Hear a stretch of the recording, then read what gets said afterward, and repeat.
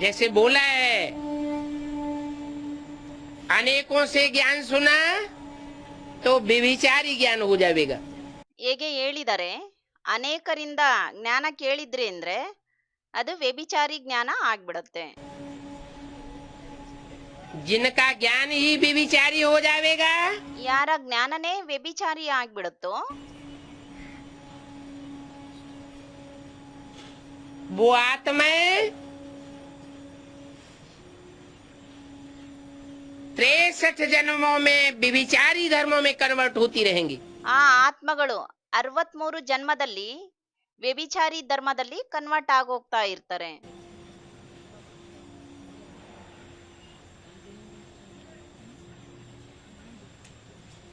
बाप तो कहते हैं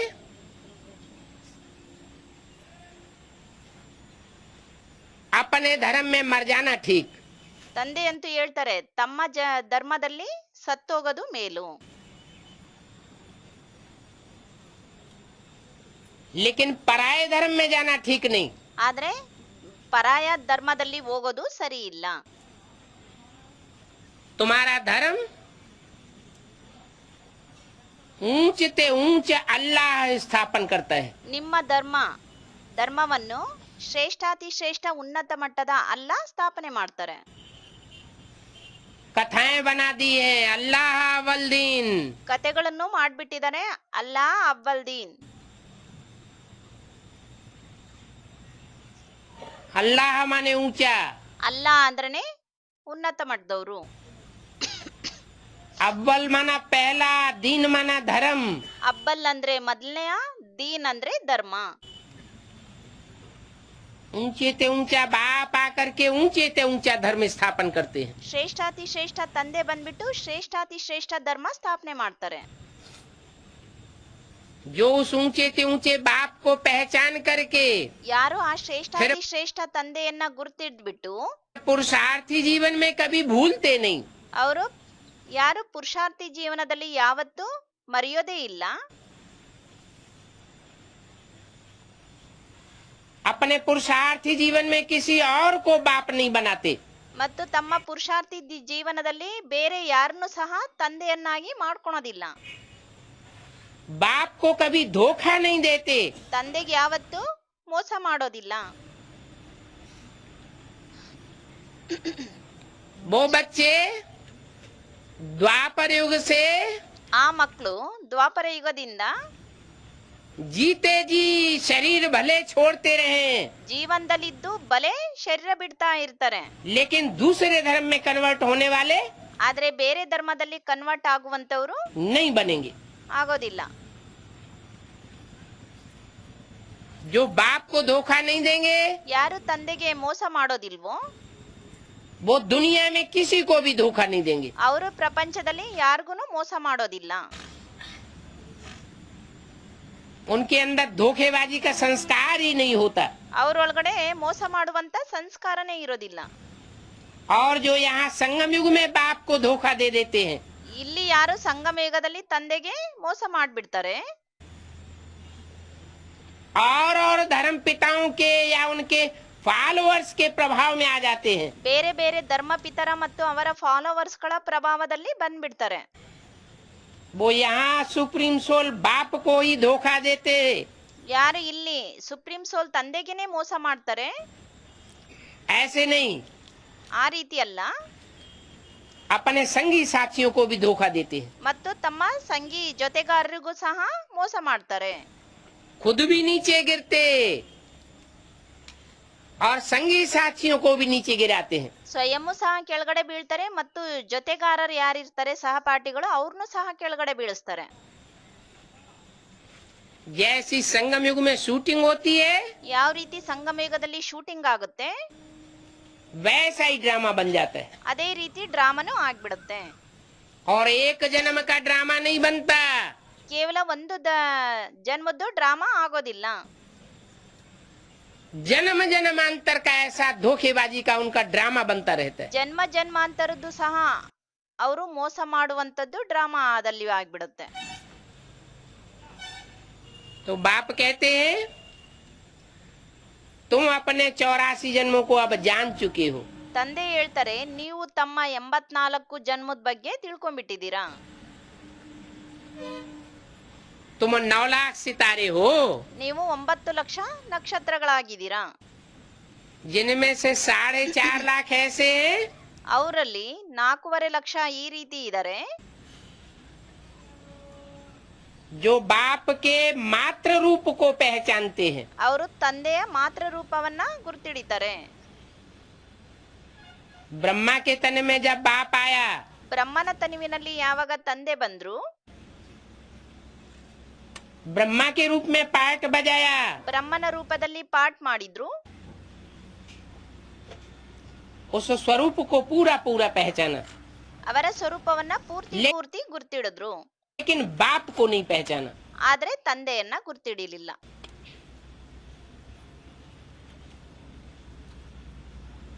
ब्रह्माचारी बन करके रहे। ಬ್ರಹ್ಮಚಾರಿ ಆಗಿದ್ರು. जो ब्रह्मा ने आचरण किया ಏನ್ ಬ್ರಹ್ಮ ಆಚರಣೆ ಮಾಡಿದ್ರು वो ही आचरण किया। ಅದನ್ನೇ ಆಚರಣೆ ಮಾಡಿದ್ರು. ऐसी आत्माएं इसी जन्म में ಇಂಥ ಆತ್ಮಗಳು ಇದೇ ಜನ್ಮದಲ್ಲಿ ब्रह्मा सो विष्णु जैसी बन जाती हैं। ಬ್ರಹ್ಮಾಸೋ ವಿಷ್ಣು ತರ ಆಗ್ಬಿಡ್ತಾರೆ.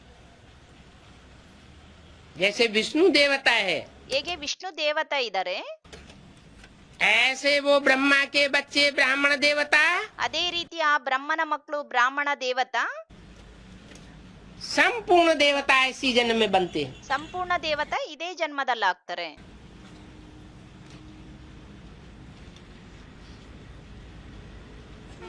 विजयमाला से कन्वर्ट होकर के ವಿಜಯ್ ಮಾಲೆಯಿಂದ ಕನ್ವರ್ಟ್ ಆಗ್ಬಿಟ್ಟು सूर्यवंशियों की माला रुद्रमाला में आ जाते हैं। ಸೂರ್ಯವಂಶಿಗಳ ಮಾಲೆ ರುದ್ರಮಾಲೆಯಲ್ಲಿ ಬಂದ್ಬಿಡ್ತಾರೆ. एक ही जन्म में। ಒಂದೇ ಜನ್ಮದಲ್ಲಿ.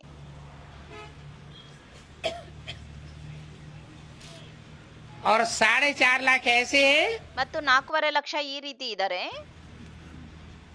जो माता से उतनी पालना नहीं ले पाते। ಅವರು ಮಾತೆಯಿಂದ ಅಷ್ಟು ಪಾಲನೆ ಪಡೆಯೋದಿಕ್ಕೆ ಆಗೋದಿಲ್ಲ.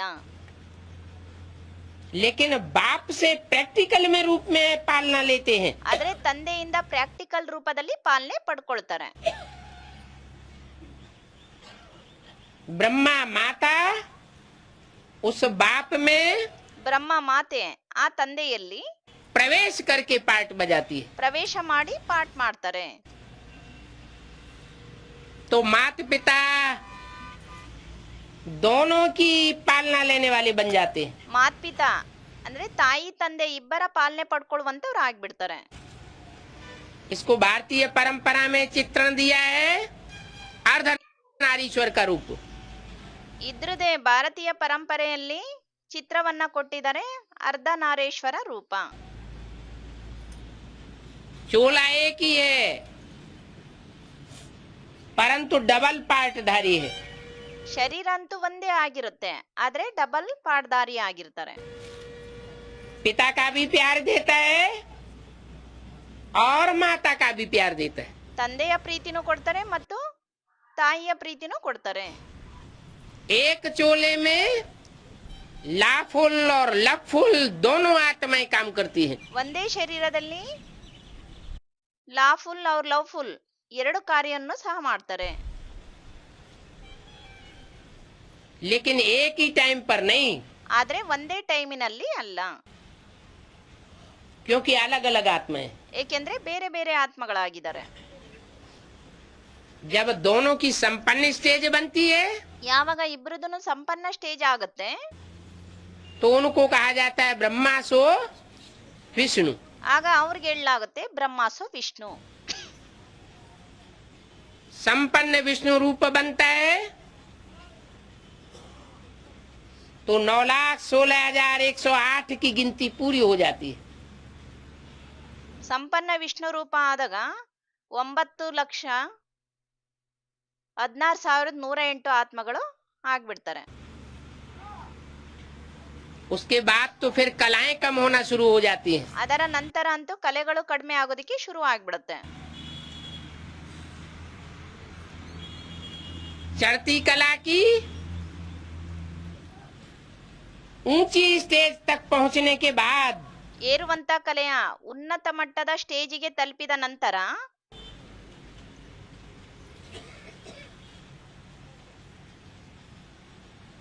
आत्माएं नीचे उतरना शुरू करती है। ಆತ್ಮಗಳು ಕೆಳಗಡೆ ಇಳಿಯೋದಕ್ಕೆ ಶುರು ಮಾಡ್ತಾರೆ. नीचे क्यों उतरती है? ಕೆಳಗಡೆ ಏನಕ್ಕೆ ಇಳಿತಾರೆ? क्योंकि ज्यादा तादाद वाली 16.5 कला संपूर्ण आत्माएं ऊपर से नीचे उतरती हैं। ಏಕೆಂದ್ರೆ ಜಾಸ್ತಿ ಸಂಖ್ಯೆಯಲ್ಲಿ 15 ಕಲೆ ಉಳ್ಳ ಆತ್ಮಗಳು ಮೇಲಿಂದ ಕೆಳಗಡೆ ಇಳಿತಾರೆ.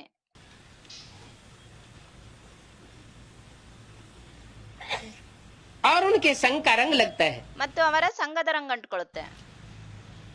हर जन्म में आत्माएं नीचे गिरती जाती हैं। ಪ್ರತಿ ಒಂದು ಜನ್ಮದಲ್ಲಿ ಆತ್ಮ ಕೆಳಗಡೆ ಇಳಿತಾ ಬರ್ತಾರೆ. क्योंकि ऊपर से कमजोर आत्माएं उतरती रहती हैं। ಏಕೆಂದ್ರೆ ಮೇಲಿಂದ ದುರ್ಬಲ ಆತ್ಮಗಳು ಇಳಿತಾ ಇರ್ತಾರೆ. और 84 जन्म लेने वाले देवताओं को ಮತ್ತು 84 ಜನ್ಮ ತಗೊಳ್ಳುವಂತ ದೇವತೆಗಳಿಗೆ संग के रंग से कमजोर करती रहती है। ಅವರ ಸಂಘದ ರಂಗಿನಿಂದ ದುರ್ಬಲರನ್ನಾಗಿ ಮಾಡ್ತಾ ಇರ್ತಾರೆ. ये ड्रामा बना हुआ है। ಇದು ಡ್ರಾಮಾನೇ ಆಗಿದೆ. ड्रामा को पलटा नहीं जा सकता। ಡ್ರಾಮಾವನ್ನ ಚೇಂಜ್ ಮಾಡೋದಿಕ್ಕೆ ಸಾಧ್ಯ ಇಲ್ಲ. नीचे तो उतरना ही है। ಕೆಳಗಡೆ ಅಂತೂ ಇಳಿಲೇಬೇಕಾಗುತ್ತೆ. सुख भोगना ही है। ಸುಖ ಭೋಗಿಸ್ಲೇಬೇಕು. सुख भोगने से आत्मा की शक्ति क्षीण होती है। ಸುಖ ಭೋಗಿಸೋದ್ರಿಂದ ಆತ್ಮದ ಶಕ್ತಿ ಕ್ಷೀಣ ಆಗುತ್ತೆ.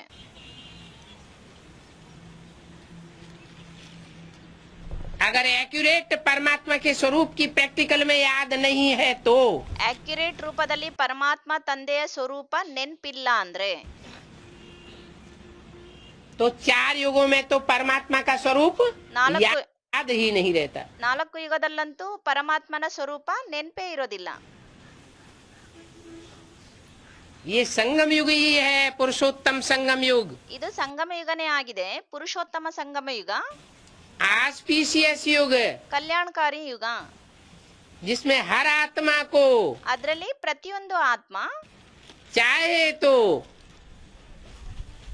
ये छूट मिली हुई है ಅವುಗಳಿಗೆ ಈ ಫ್ರೀ ಸಿಕ್ಕಿದೆ कि परमात्मा बाप को अच्छी रीति पहचान करके ಅವರು ಪರಮಾತ್ಮ ತಂದೆಯನ್ನ ಚೆನ್ನಾಗಿ ತಿಳ್ಕೊಂಡ್ಬಿಟ್ಟು उसके संग के रंग में आकर के ಅವರ ಸಂಘದ ರಂಗಿನಲ್ಲಿ ಬಂದು पूरी पावर भरे। ಪೂರ್ತಿ ಪವರ್ ಅನ್ನ ತುಂಬಿಕೊಳ್ಳುವಂತದ್ದು ಚಾನ್ಸ್ ಸಿಕ್ಕಿದೆ. बाकी और कोई जन्म नहीं है ಆದ್ರೆ ಇನ್ಯಾವುದೇ ಜನ್ಮ ಈ ರೀತಿ ಇಲ್ಲ जिसमें आत्मा पावरफुल बने, ಅದರಲ್ಲಿ ಆತ್ಮ ಪವರ್ಫುಲ್ ಆಗೋದಿಕ್ಕೆ, ऊंची उठे। अभी बाप कहते हैं ಅಂದ್ರೆ ಉನ್ನತ ಮಟ್ಟದಲ್ಲಿ ಹೋಗೋದಿಕ್ಕೆ. ಈಗ ತಂದೆ ಹೇಳ್ತಾರೆ, तुम बच्चों की आत्मा श्रेष्ठ पार्टधारी है। ನೀವು ಮಕ್ಕಳ ಆತ್ಮ ಶ್ರೇಷ್ಠ ಪಾಠಧಾರಿಯಾಗಿದೆ. जब दुनिया में विनाश बरपा होगा, चारों तरफ हाहाकार होगा, ಯಾವಾಗ ಪ್ರಪಂಚದಲ್ಲಿ ವಿನಾಶದ ಒಂದು ವಾತಾವರಣ ಹರಡಿರುತ್ತೆ, 4 ಕಡೆ ತುಂಬಾ ಧ್ವನಿ ಹರಡ್ತಾ ಇರುತ್ತೆ,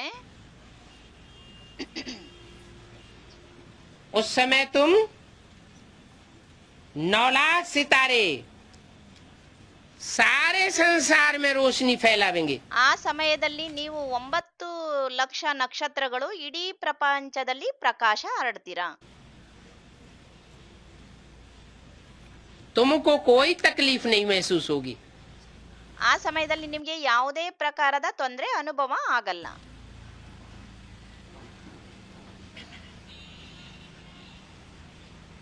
मुसलमान लोग भी गायन करेंगे, ये हैं खुदा के बंदे। ಮುಸಲ್ಮಾನರು ಸಹ ಗಾಯನ ಮಾಡಿ ಕರೀತಾರೆ, ಇವರಾಗಿದ್ದಾರೆ ಭಗವಂತನ ಸಂತಾನರು. उनके शास्त्रों में भी लिखा हुआ है, ಅವರ ಶಾಸ್ತ್ರದಲ್ಲೂ ಸಹ ಬರ್ದಿದ್ದಾರೆ, विनाश जब होता है तो खुदा के बंदे बहुत सुख में रहते हैं। ಯಾವಾಗ ವಿನಾಶ ಆಗುತ್ತೆ ಆಗ ಭಗವಂತನ ಮಕ್ಕಳು ತುಂಬಾ ಸುಖದಲ್ಲಿ ಇರ್ತಾರೆ. उनको किसी प्रकार का कोई दुख अनुभव नहीं होता। ಅವ್ರಿಗೆ ಯಾವುದೇ ಪ್ರಕಾರದಲ್ಲಿ ದುಃಖ ಅನುಭವ ಆಗೋದಿಲ್ಲ. जैसे कि नरक के दुनिया के बीच उनको स्वर्ग का वर्षा मिल जाता है। ಹೇಗೆ ನರಕದ ಪ್ರಪಂಚದ ಮಧ್ಯೆ ಅವ್ರಿಗೆ ಸ್ವರ್ಗದ ಪ್ರಪಂಚದ ಆಸ್ತಿ ಸಿಕ್ಬಿಟ್ಟಿರುತ್ತೋ. है ना वंडरफुल बात। ಇದಾಗಿದೆ ವಂಡರ್ಫುಲ್ ಮಾತು. मिसाल भी बताई दिया। ಅದಕ್ಕೆ ಉದಾಹರಣೆನೂ ಸಹ ಹೇಳ್ಬಿಟ್ರು. जैसे यज्ञ के आदि में फाउंडेशन पड़ा था, ಹೇಗೆ ಯಜ್ಞದ ಆದಿಯಲ್ಲಿ ಫೌಂಡೇಶನ್ ಬಿದ್ದಿತ್ತು, हिंदुस्तान पाकिस्तान के बीच खून की नदियां बह रही थी, ಹಿಂದೂಸ್ತಾನ ಮತ್ತು ಪಾಕಿಸ್ತಾನದ ಮಧ್ಯೆ ರಕ್ತದ ನದಿ ಹರಿತಾ ಇತ್ತು. उस समय एक ऐसा भी संगठन ब्राह्मणों का था ಆ ಸಮಯದಲ್ಲಿ ಅಂತ ಒಂದು ಸಂಘಟನೆ ಸಹ ಬ್ರಾಹ್ಮಣರದಾಗಿತ್ತು, जो बड़े आराम से रहा पड़ा था ಅವರು ತುಂಬಾ ಆರಾಮಾಗಿ ಇದ್ರು सागर के कंठे, पर उनको कोई भी दुख तकलीफ नहीं थी। ಸಾಗರದ ದಡದಲ್ಲಿ.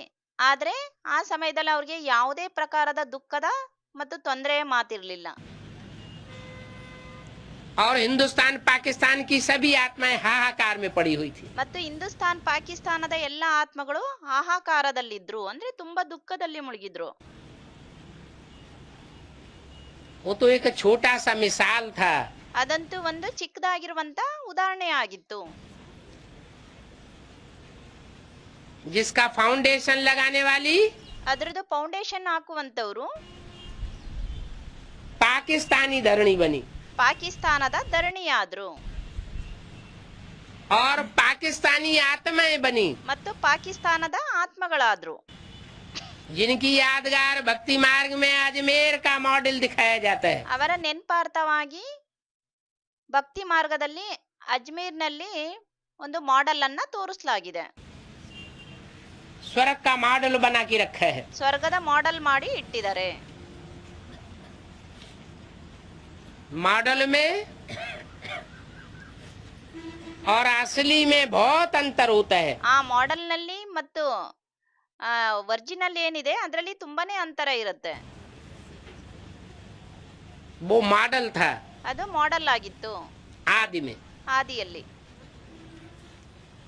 कोई मकान बनाते हैं तो पहले उसका छोटा सा मॉडल बनाते हैं, ಏನಾದ್ರೂ ಮನೆ ಕಟ್ಬೇಕಂದ್ರೆ ಮೊದ್ಲು ಅದ್ರದ್ದು ಚಿಕ್ಕದಾಗಿರುವಂತ ಮಾಡೆಲ್ ಮಾಡ್ತಾರೆ. ये भी स्वर्ग का चैतन्य मॉडल तैयार होना है। ಇದು ಸಹ ಸ್ವರ್ಗದ ಚೈತನ್ಯತೆಯ ಮಾಡೆಲ್ ತಯಾರಾಗಬೇಕು.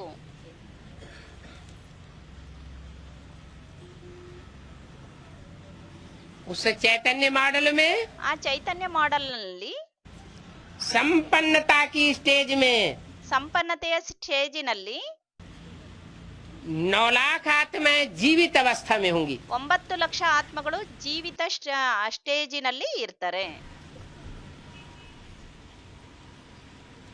आखिरी विनाश की विभीषिका होगी, ಲಾಸ್ಟಿನ ಒಂದು ವಿನಾಶದ ಒಂದು ವಾತಾವರಣ ಹರಡಿರುತ್ತೆ.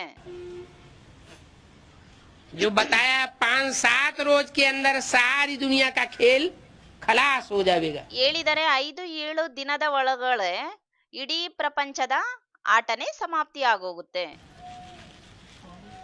उस विनाश की विभीषिका में भी ಆ ವಿನಾಶದ ಭಯಂಕರ ಪರಿಸ್ಥಿತಿಯಲ್ಲೂ ಸಹ वो 9 लाख आत्माएं ಆ 9 ಲಕ್ಷ ಆತ್ಮಗಳು बड़े आराम से रहेंगी। ತುಂಬಾ ಆರಾಮಾಗಿ ಇರ್ತಾರೆ.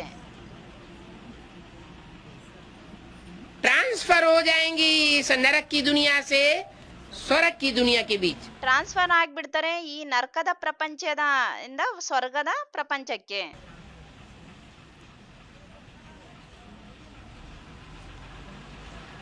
तो बाप कहते हैं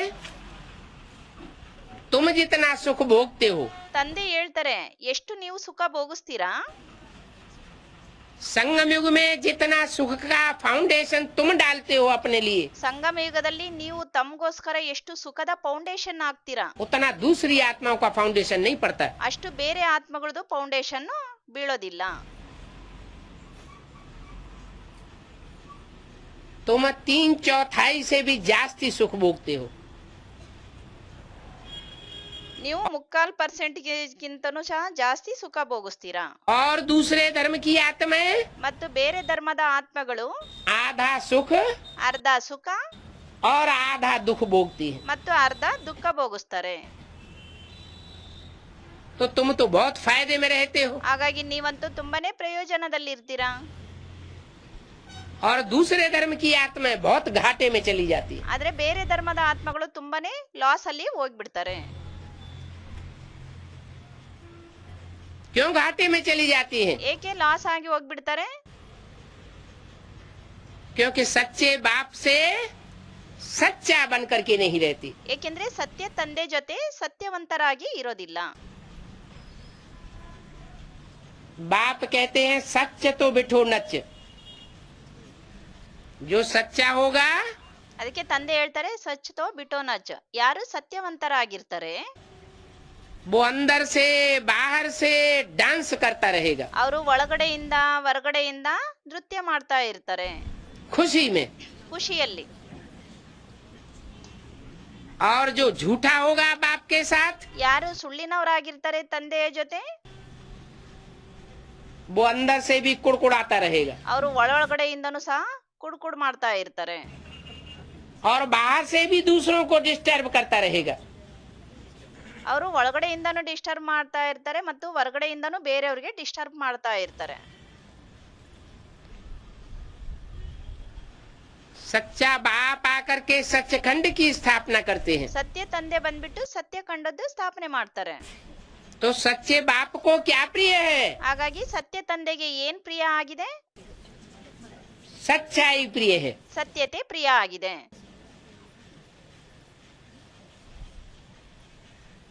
ये सच्चाई के भी संस्कार ಈ ಸತ್ಯತೆದು ಸಹ ಸಂಸ್ಕಾರ जन्म जन्मांतर के संस्कार हैं। ಜನ್ಮ ಜನ್ಮಾಂತರದ ಸಂಸ್ಕಾರ ಆಗಿದೆ. दूसरे धर्म की आत्माएं जो पक्की होती हैं अपने धर्म की, ಬೇರೆ ಧರ್ಮದ ಆತ್ಮಗಳು ಯಾರು ತಮ್ಮ ಧರ್ಮದಲ್ಲಿ ಪಕ್ಕ ಆಗಿರ್ತಾರೆ उनमें वो सच्चाई नहीं देखने में आएगी। ಅವರಲ್ಲಿ ಆ ಸತ್ಯತೆ ನೋಡೋದಿಕ್ಕೆ ಕಾಣಿಸೋದಿಲ್ಲ. और तुम जो देवी देवता सनातन धर्म के पक्के हो, ಏನು ನೀವು ಸನಾತನ ದೇವಿ ದೇವತಾ ಧರ್ಮದಲ್ಲಿ ಪಕ್ಕ ಆಗಿದ್ದೀರಾ उनमें वो सच्चाई देखने में आवेगी। ಅವರಲ್ಲಿ ಆ ಸತ್ಯತೆ ನೋಡೋದಿಕ್ಕೆ ಕಂಡು ಬರುತ್ತೆ. खुद भी अनुभव करेंगे और दूसरे भी अनुभव करेंगे। ಸ್ವಯಂ ಸಹ ಅನುಭವ ಮಾಡ್ತಾರೆ ಮತ್ತು ಬೇರೆಯವರು ಅನುಭವ ಮಾಡ್ತಾರೆ. तो ऐसे सच्चे बच्चे सच्चे बाप के साथ मिलकर के ಇಂಥ ಸತ್ಯ ಮಕ್ಕಳು ಸತ್ಯ ತಂದೆಯ ಜೊತೆ ಸೇರಿ स्वभाव संस्कार से एक हो जाते हैं। ಸ್ವಭಾವ ಸಂಸ್ಕಾರದಿಂದ ಒಂದಾಗ್ಬಿಡ್ತಾರೆ. कैसी स्टेज प्राप्त करते हैं? ಯಾವ ಸ್ಟೇಜ್ ಪ್ರಾಪ್ತಿ ಮಾಡ್ಕೊಳ್ತಾರೆ? निराकारी, निर्विकारी और निरहंकारी। ನಿರಾಕಾರಿ, ನಿರ್ವಿಕಾರಿ ಮತ್ತು ನಿರಹಂಕಾರಿ. जैसा बाप वैसे बच्चे बन जाते हैं। ಯಾವ ರೀತಿ ತಂದೆ ಅದೇ ರೀತಿ ಮಕ್ಕಳು ಆಗ್ಬಿಡ್ತಾರೆ. और संपन्नता की स्टेज को प्राप्त करते हैं। ಆಗ ಸಂಪನ್ನತೆಯ ಸ್ಟೇಜ್ ಅನ್ನ ಪ್ರಾಪ್ತಿ ಮಾಡ್ಕೊಳ್ತಾರೆ. तो देखो तुम्हारी आत्माओं का कितना वंडर है। ನೋಡಿ ನಿಮ್ಮ ಆತ್ಮಗಳದ್ದು ಎಷ್ಟೊಂದು ವಂಡರ್ ಆಗಿದೆ. तुम ऑलराउंड पार्ट बजाने वाली आत्मा हो ना। ನೀವು ಆಲ್ ರೌಂಡ್ ಪಾರ್ಟ್ ಮಾಡುವಂತ ಆತ್ಮಗಳಾಗಿದ್ದೀರಲ್ವಾ.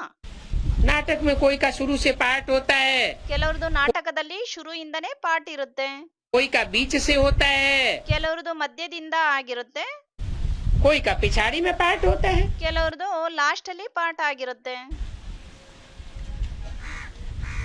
वो तो सब है हद के ड्रामा, ಅದಂತೂ ಎಲ್ಲ ಹದ್ದಿನ ಡ್ರಾಮಾ ಆಗಿದೆ. और ये है बेहद का ड्रामा। ಮತ್ತು ಇದಾಗಿದೆ ಬೇಹದ್ದಿನ ಡ್ರಾಮಾ. बेहद के ड्रामा में वही पार्ट चलता है। ಬೇಹದ್ದಿನ ಡ್ರಾಮಾದಲ್ಲಿ ಅದೇ ಪಾರ್ಟ್ ನಡೆಯುತ್ತೆ.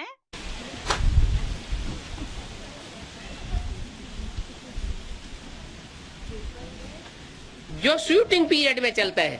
ಏನು ಶೂಟಿಂಗ್ ಪೀರಿಯಡಿನಲ್ಲಿ ನಡೆಯಿತು.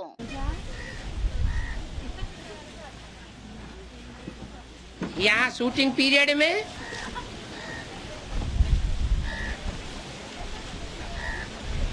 जो जितना स्थिरियम होकर के रहेंगे, ಇಲ್ಲಿ ಈ ಶೂಟಿಂಗ್ ಪೀರಿಯಡಿನಲ್ಲಿ ಯಾರು ಎಷ್ಟು ಸ್ಥಿರಿಯಂ ಆಗಿ ಇರ್ತಾರೆ,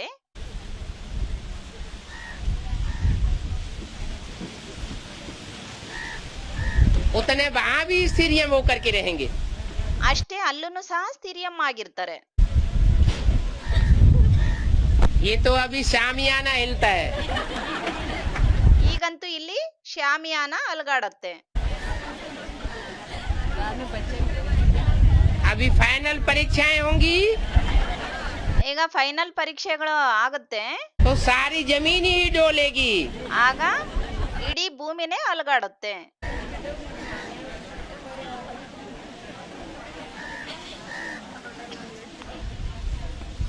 जिनकी आत्मा ने पावर भरी होगी ಯಾವ ಆತ್ಮದಲ್ಲಿ ಪಾವರ್ ತುಂಬಿಕೊಂಡಿರ್ತಾರೋ वो स्थिरियम रह के दिखाएंगी। ಅವರೇ ಸ್ಥಿರಿಯಂ ಆಗಿ ತೋರಿಸ್ತಾರೆ। तो ये जो हद के ड्रामा निकले हैं, ಇದು ಈ ಹದ್ದಿನ ಡ್ರಾಮಾಗಳು ಬಂದಿದೆ,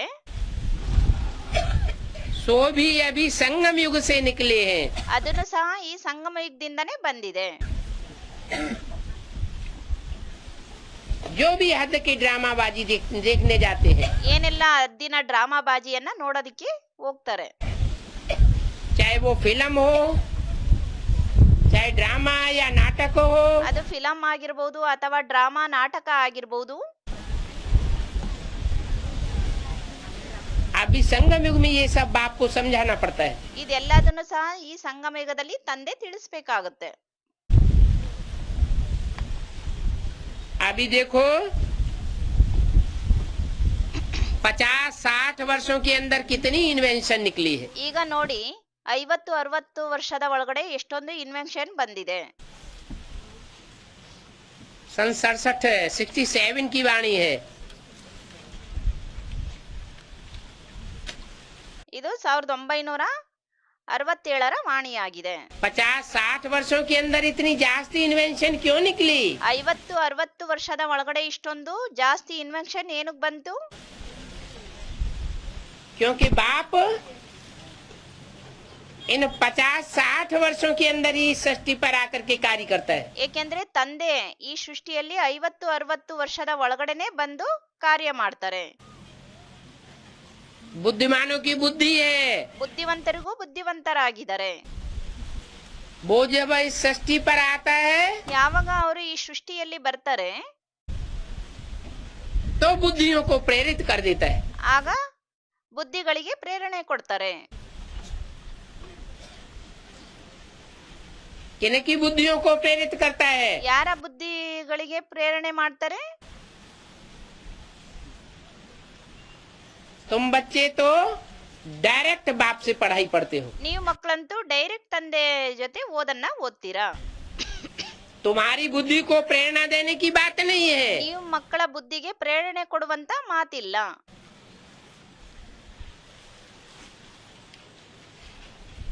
लेकिन जो बड़े अहंकारी हैं, ಆದ್ರೆ ಯಾರು ದೊಡ್ಡ ಅಹಂಕಾರಿ ಆಗಿರ್ತಾರೆ, नास्तिक हैं, ನಾಸ್ತಿಕರಾಗಿದ್ದಾರೆ, जिनको इतना बुद्धि का अहंकार है कि हम ऐसी चीज बना सकते हैं ಅವ್ರಿಗೆ ಅಷ್ಟೊಂದು ಬುದ್ಧಿಯ ಅಹಂಕಾರ ಇದೆ, ನಾವು ಅಂತ ಒಂದು ವಸ್ತುಗಳನ್ನ ತಯಾರು ಮಾಡಬಹುದು जो दुनिया को बहुत थोड़े समय में खलास कर देंगे। ನಾವು ಪ್ರಪಂಚವನ್ನ ಸ್ವಲ್ಪ ಸಮಯದಲ್ಲೇ ಸಮಾಪ್ತಿ ಮಾಡ್ಬಿಡ್ತೀವಿ। ऐसी विनाशकारी उनकी बुद्धि बन जाती है। ಇಂಥ ಒಂದು ವಿನಾಶಕಾರಿ ಅವ್ರದ್ದು ಬುದ್ಧಿ ಆಗ್ಬಿಡುತ್ತೆ। वो परमात्मा बाप से प्रीति करने वाली बुद्धि नहीं होती। ಅವರು ಪರಮಾತ್ಮ ತಂದೆ ಜೊತೆ ಪ್ರೀತಿಯನ್ನ ಇಡುವಂತ ಬುದ್ಧಿ ಅವರು ಆಗಿರೋದಿಲ್ಲ। परमात्मा बाप से प्रीतिकारी जो बुद्धि होगी, ತಂದೆ ಪರಮಾತ್ಮ ತಂದೆಯ ಜೊತೆ ಪ್ರೀತಿಕಾರಿ ಬುದ್ಧಿಯವ್ರು ಯಾರಾಗಿರ್ತಾರೆ, वो कंस्ट्रक्टिव होगी, निर्माण करने वाली होगी, ಅವರು ಸ್ಥಾಪನೆ ಮಾಡುವಂತವರಾಗಿರ್ತಾರೆ, ನಿರ್ಮಾಣ ಮಾಡುವಂತವರಾಗಿರ್ತಾರೆ, ध्वंस करने वाली नहीं होगी। ಧ್ವಂಸ ಮಾಡುವಂತವ್ರು ಆಗಿರೋದಿಲ್ಲ। और जो अपने अहंकार में रहते हैं, ಯಾರು ತಮ್ಮ ಅಹಂಕಾರದಲ್ಲಿರ್ತಾರೆ, जिनको अपनी बुद्धि का अहंकार होता है, ಯಾರಿಗೆ ತಮ್ಮ ಬುದ್ಧಿಯ ಅಹಂಕಾರ ಇರುತ್ತೆ, उनकी बुद्धि ही ध्वंसकारी बनती है। ಅವರ ಬುದ್ಧಿನೇ ಧ್ವಂಸಕಾರಿ ಆಗ್ಬಿಡುತ್ತೆ. दुनिया का निर्माण नहीं कर पाते, ಪ್ರಪಂಚದ್ದು ನಿರ್ಮಾಣ ಮಾಡೋದಕ್ಕೆ ಸಾಧ್ಯ ಆಗಲ್ಲ. नई दुनिया के निर्माण में कोई भी सहयोग नहीं दे पाते, ಹೊಸ ಪ್ರಪಂಚದ ನಿರ್ಮಾಣದಲ್ಲಿ ಯಾವುದೇ ಸಹಯೋಗಿ ಆಗೋದಿಲ್ಲ. लेकिन पुरानी दुनिया के ध्वंस में उनकी बुद्धि लग जाती। ಆದ್ರೆ ಹಳೆ ಪ್ರಪಂಚದ ವಿಧ್ವಂಸದಲ್ಲಿ ಅವರ ಬುದ್ಧಿ ತೊಡಗಿಬಿಡುತ್ತೆ. तो देखो तुम्हारा पार्ट कितना अच्छा है, ಹಾಗಾಗಿ ನೋಡಿ ನಿಮ್ಮ ಪಾಠ ಎಷ್ಟು ಚೆನ್ನಾಗಿದೆ.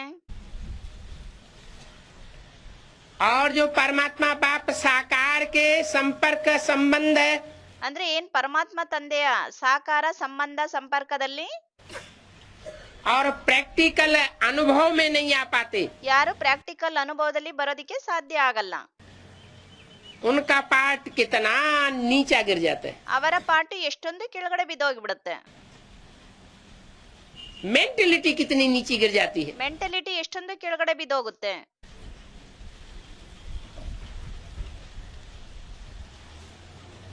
तो 50-60 वर्षों के अंदर उन्होंने ये ಹಾಗಾಗಿ ಅವರು 50-60 ವರ್ಷದ ಒಳಗಡೆ ಅವರು इन्वेंशन निकाली है। ಇನ್ವೆನ್ಷನ್ ತೆಗೆದ್ರು ಅಂದ್ರೆ ಕಂಡಿಡಿದ್ರು. अभी देखो साइंस का कितना जोर बढ़ गया है। ಈಗಂತೂ ನೋಡಿ ಸೈನ್ಸಿನದು ಎಷ್ಟು ಜೋರ್ ನಡೀತಾ ಇದೆ.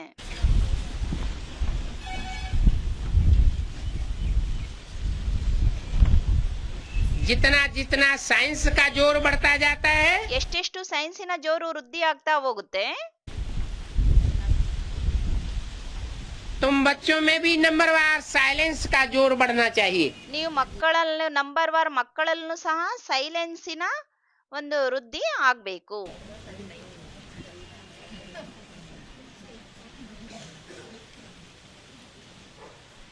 लेकिन यहाँ सबसे बड़े से बड़ा पेपर है बाप की पहचान का। ಆದ್ರೆ ಇಲ್ಲಿ ಅತಿ ದೊಡ್ಡ ಪೇಪರೇ ಆಗಿದೆ ತಂದೆಯನ್ನ ಗುರ್ತಿಡಿಯುವಂತದ್ದು.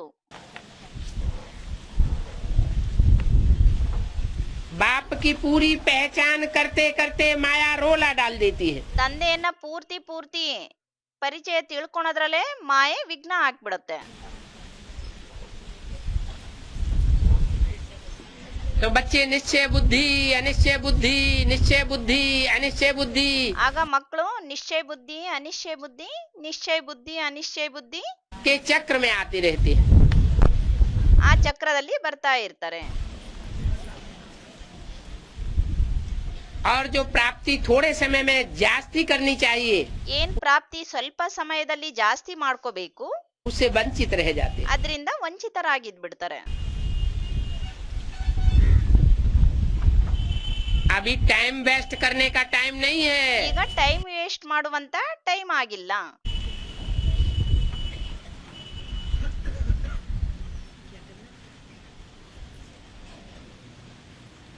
कोई जज होते हैं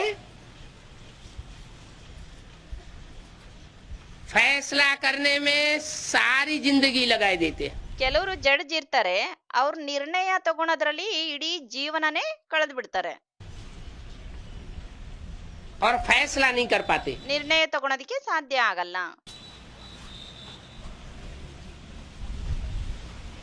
10-20 वर्षों के बाद 10-20 ವರ್ಷಗಳ ನಂತರ फैसला झूठा दे देते हैं। ನಿರ್ಣಯ ಸುಳ್ಳಿನದು ಕೊಟ್ಬಿಡ್ತಾರೆ. बाप कहते हैं तुम सब बच्चे जज हो, ಅದಕ್ಕೆ ತಂದೆ ಹೇಳ್ತಾರೆ ನೀವೆಲ್ಲಾ ಮಕ್ಕಳು ಜಡ್ಜ್ ಆಗಿದ್ದೀರಾ, जज करो। ಜಡ್ಜ್ ಮಾಡಿ. कि ऊंच ते ऊंच बाप कौन है। ಶ್ರೇಷ್ಠ ಅತಿ ಶ್ರೇಷ್ಠ ತಂದೆ ಯಾರಾಗಿದ್ದಾರೆ.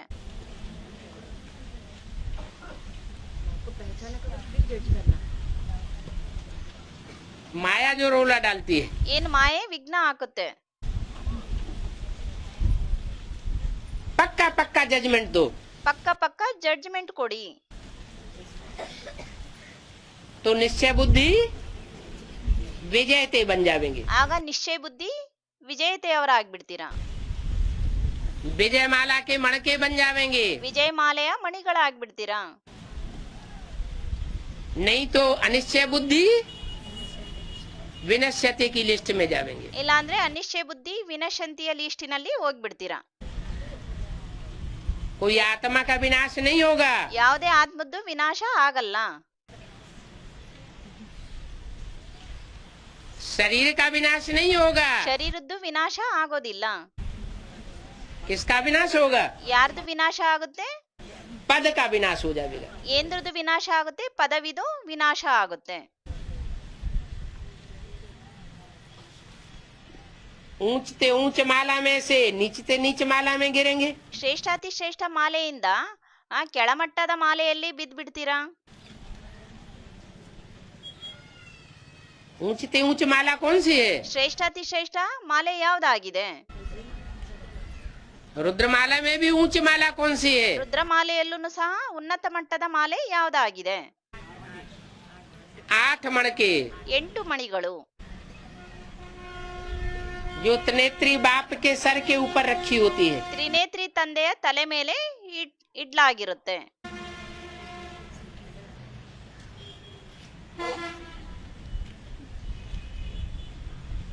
और नीचे नीच माला कौन सी है? ಮತ್ತು ನೀಚತೆ ನೀಚ ಕೆಳಮಟ್ಟದ ಮಾಲೆ ಯಾವ್ದಾಗಿದೆ?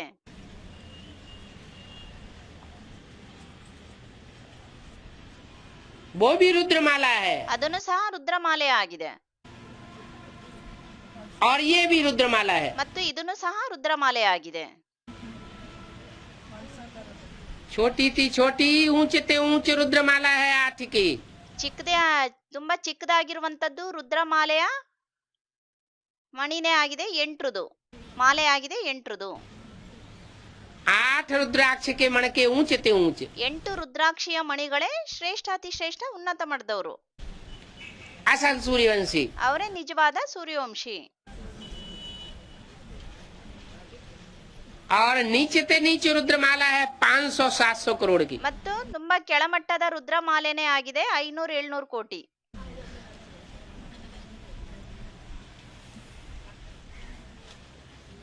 अभी मालाएं तैयार हो रही है। ಈಗ ಮಾಲೆಗಳು ತಯಾರಾಗ್ತಾ ಇದೆ. सारी दुनिया को संदेश मिलना है। ಇಡೀ ಪ್ರಪಂಚಕ್ಕೆ ಸಂದೇಶ ಸಿಗಬೇಕು. सारी दुनिया को भगवान बाप की पहचान मिलनी है। ಇಡೀ ಪ್ರಪಂಚಕ್ಕೆ ಭಗವಂತ ತಂದೆಯ ಪರಿಚಯ ಸಿಗಬೇಕು. और उस पहचान के आधार पर ಮತ್ತು ಆ ಪರಿಚಯದ ಆಧಾರದ ಮೇಲೆ नंबरवार प्राप्ति करेंगे। ನಂಬರ್ ವಾರ್ ಪ್ರಾಪ್ತಿ ಮಾಡ್ಕೊಳ್ತಾರೆ.